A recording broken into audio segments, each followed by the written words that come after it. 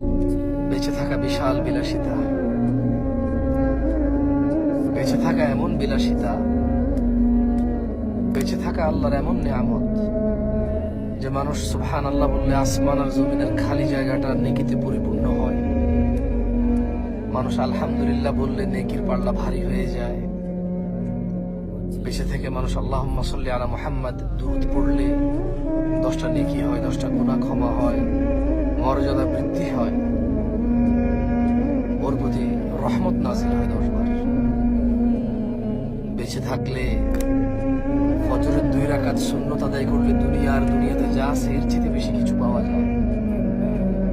বেঁচে থাকলে ফজরে 2, জোহরে 6, মাগরিবে 2, ইশায় 2, মোট 12 রাকাত সুন্নতে মুআক্কাদা পড়লে আল্লাহ সুবহানাহু ওয়া তাআলা জান্নাতে ঘর তৈরি করবে। যে ব্যক্তি প্রতিদিন 12 রাকাত সুন্নত আদায় করবে তার জন্য আল্লাহ একটা করে ঘর নির্মাণ করবে। সুবহানাল্লাহ। বেঁচে থাকলে সাদাকা করা যায়, বেঁচে থাকলে মানুষের উপকার করা যায়, বেঁচে থাকলে আল্লাহর প্রশংসা করা যায়, বেঁচে থাকলে লাউ বালাগাত যুনুবুকা আনানাস সামা, যদি মানুষের গুনাহ আসমানের মেঘমালা পর্যন্ত ছয়, সুম্মা ইস্তাগফারতানি, আল্লাহ বলছে তারপর যদি সে আমার কাছে মাপ চায়, গফারতু লাক, আমি তাকে ক্ষমা করব, ওয়ালা উবালি, কারো পরোয়া করব না।